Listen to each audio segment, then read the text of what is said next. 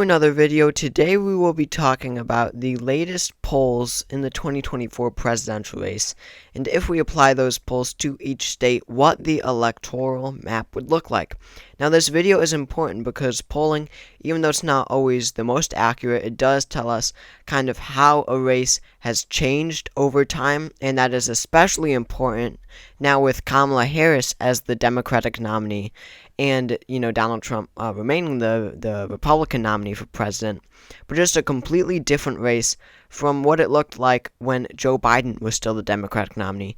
Polling looks a lot more favorable for Kamala Harris now, while back when Biden was in the race, he was losing some polls in New Hampshire. There was a poll that showed him down in New Jersey, which is a safe Democratic state typically.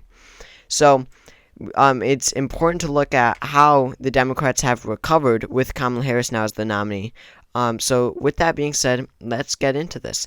So this race is this changed race is still very, very new. It's still very, very young.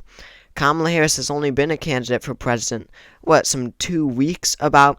So that being said, we don't have polling from every state like we did with Joe Biden versus Donald Trump, where we had months and months and months, years even, of this matchup. So these very safe states that aren't competitive, we don't have any polling yet, and maybe there won't be at all in the future. Who knows, considering that we are pretty close to the election.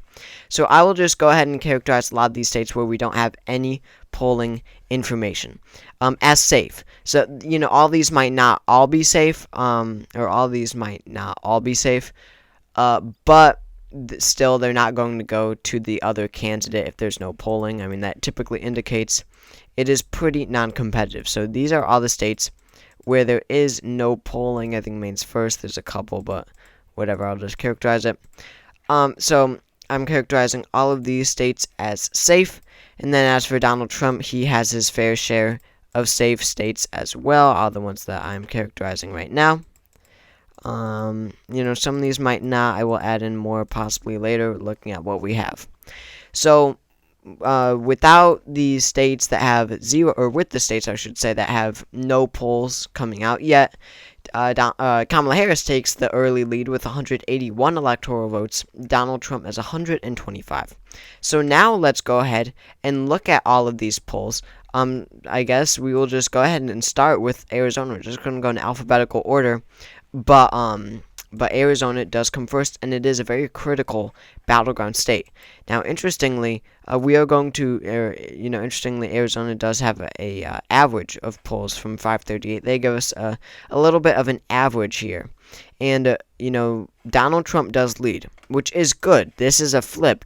Arizona, which is good for him, I should say. Arizona voted for Joe Biden in 2020 by a very narrow margin. But, this is good for Donald Trump. Seeing him flip a state, that's what he needs to do. He'll have to flip quite a few states. Joe Biden won 306 electoral votes in 2020. You need 270 to win. So Joe Biden had a bit of a cushion there. He wasn't exactly at 270 or just over 270. He has a little bit of wiggle room. So he can flip, or Trump, he can allow Trump to, or I should say the Democrats could allow Trump to flip a few states, but not very many. But Arizona is one of them. The polls are indicating right now that Donald Trump is ahead in Arizona by 0.5% on average. They give us an average here where we see that there have been a few polls taken since Harris jumped into the race, and when you average all of these out, it becomes about a 0.5% lead for Donald Trump here. So that is a tilt margin. That's a very narrow tilt margin, but still a very critical 11 electoral votes because of how battleground this state is. And you can see that this race is narrowing up so much. Not too long ago, Trump was ahead by 2.2. Just a few days ago, he was at 2.2%. But since then, we have had more polls come in, and especially this new poll from High Ground that has Harris ahead by 3 in the state. That makes it a whole lot closer. So Arizona, I do want to talk about that one because it is so important. However, Donald Trump does win it, but we'll see how this race changes as we move forward. We have Colorado. I think I forgot to characterize this one. We don't have any polls out from there, so I am putting it as safe.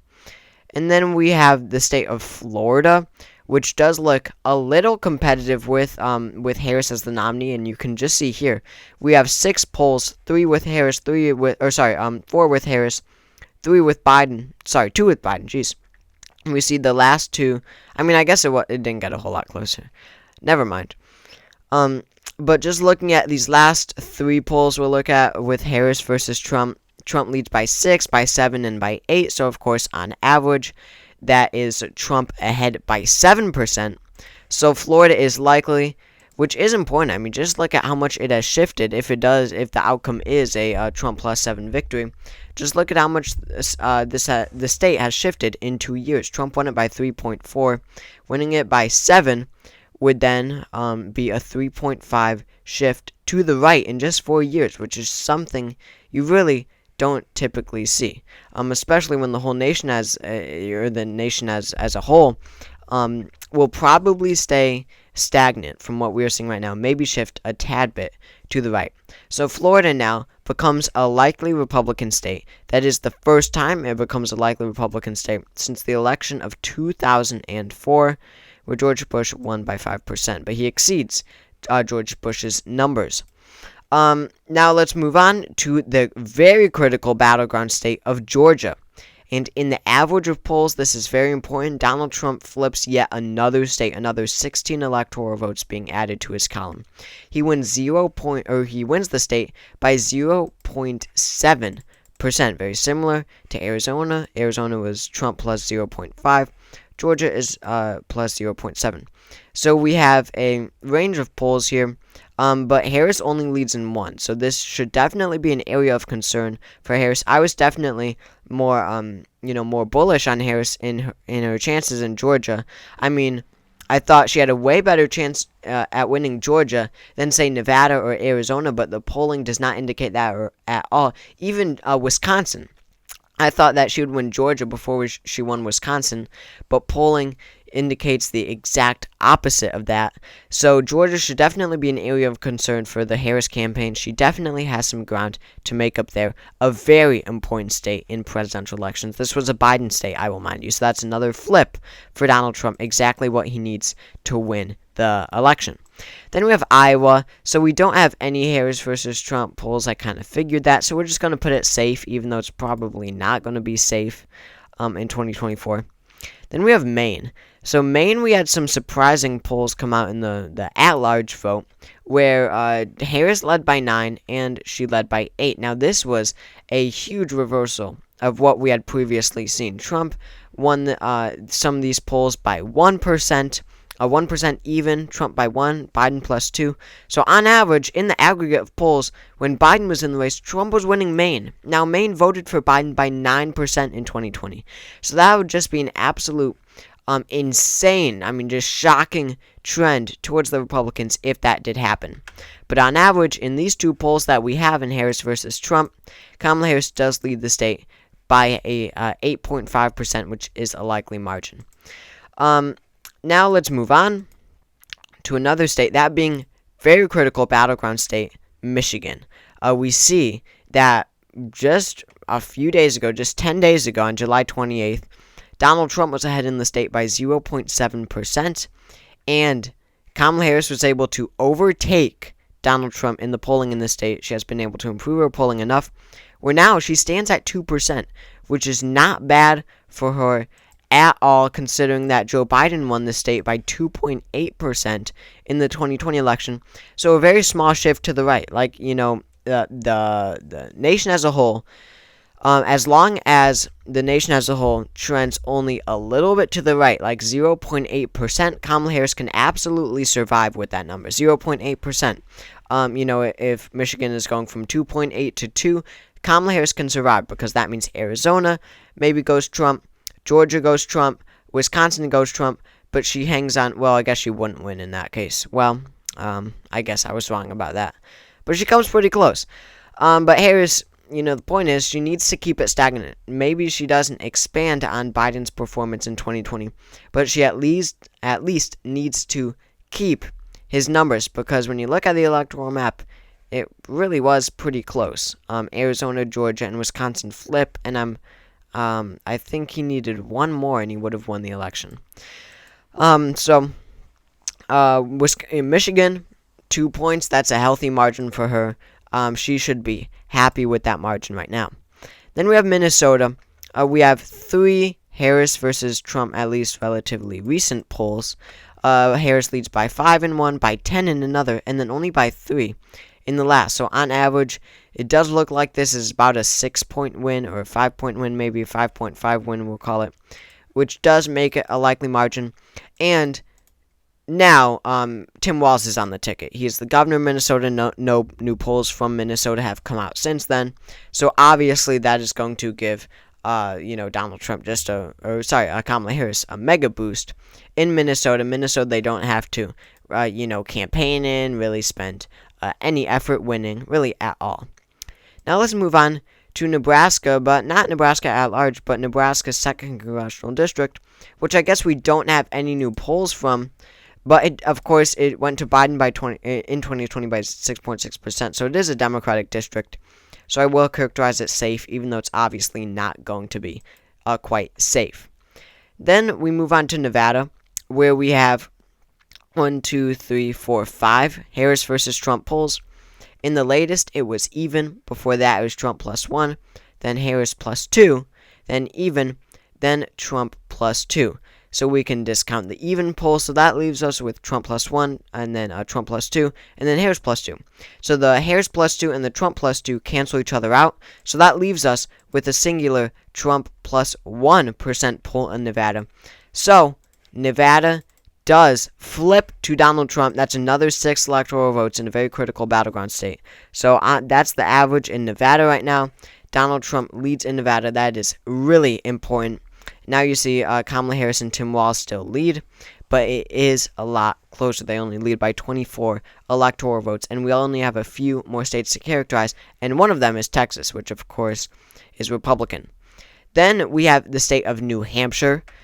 Kamala Harris leads in the latest polls by quite a lot. This was a state that Biden won by 7.4% in 2020, but there were multiple polls, and one that being from St. Anselm, which is an extremely reputable and accurate pollster, that showed Trump leading. This was the problem with Biden.